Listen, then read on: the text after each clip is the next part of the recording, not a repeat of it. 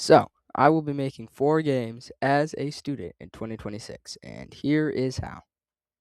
As we all may or may not know, I am a game developer. Even though I don't show it on the channel, I've been developing games for about 3 years now, and moving forward, it will be the new focus of my channel. But I'm very excited for these next few years. However, throughout this next year, I will only be making 4 games. As for my specific game plans, I'm thinking about releasing like game every 2 to 3 months ish, which plenty of time for me to get a full finished project. But right now, I'm working on the first game. It's an open world RPG called The Mushrooms, a game where you play as a fox trying to save your world from being taken over by a species of mushroom like creatures called the Mush. Um, I do have a couple other ideas, like a silly game called Off-White Nail Polish Simulator, where you like get points for how many white nail polishes you sell, and like progress through a tech tree to upgrade your sales, get more shades of white, and receive more points. Another idea I have is that you're like a young man progressing through stages of life via a special garden, and you'll have like a grow a garden style gameplay, and eventually you'll get to a vine, and that will allow you to climb and grow to the next level, making the garden appear in a different area as well as progressing your age. This will reset your garden, and you will have to work through the next vine to progress. There will be 5 or 6 levels, and after you grow your last vine, you'll climb to the top, and you'll like sit at the top and have the clouds pull away to reveal a beautiful sunset, and that will basically be the end. Another game I have is a chill little pixel art fishing simulator where you get customized lures that can get special fish, and it would be like an MMORPG where you could go like on fishing trips with your buddies around the map, and there would be a few locations like a main town where there's like a bunch of selling and buying and stuff like for all your fish, and that's where most of the people would end up being. And then there's a forest with a river, an Arctic lake for like ice fishing, a deserted island for the salty sea, and a small local pond with your house, where you store everything. And like players will unlock these areas, maybe a couple more as they progress throughout the game.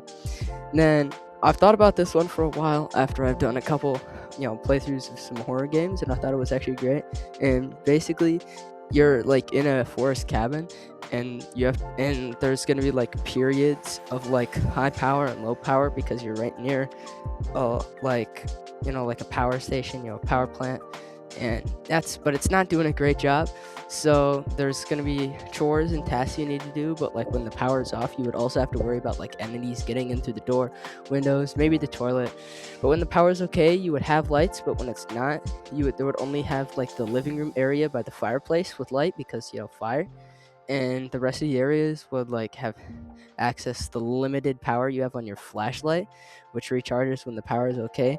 Power would cycle on and off every 5 minutes, which would be like 1 to 2 hours in game, and you would have to last like 1 week in the cabin before heading home. Each night would last from 8 p.m. to 8 a.m., so about 12 phases. You would have to complete chores in both of them, so worrying about power, forest entities, and completing chores progress. And if you didn't complete all the chores in the night, you would lose and you'd have to try it again. So you kind of got to get those done because it would take about an hour to beat each of the 7 nights. But you would have plenty of time to complete the chores. Like I'd only include a couple easy ones, and then they'd slowly get harder, so not too bad. Now you see, as a student, I have very limited time to make these games, but I think in the past year, I found a good way to have time to work on games.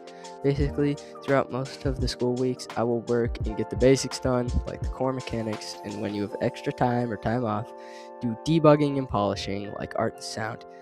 I've been doing this for the past year, and it's really just worked out great. I made a couple really nice games. And this is just my personal method. There's all sorts of other ways to do it, but that's just what I do. That's all for this video. Let me know what you think about my game ideas in the comments, and feel free to suggest anything you would like to see me make in the next year. Thanks for watching.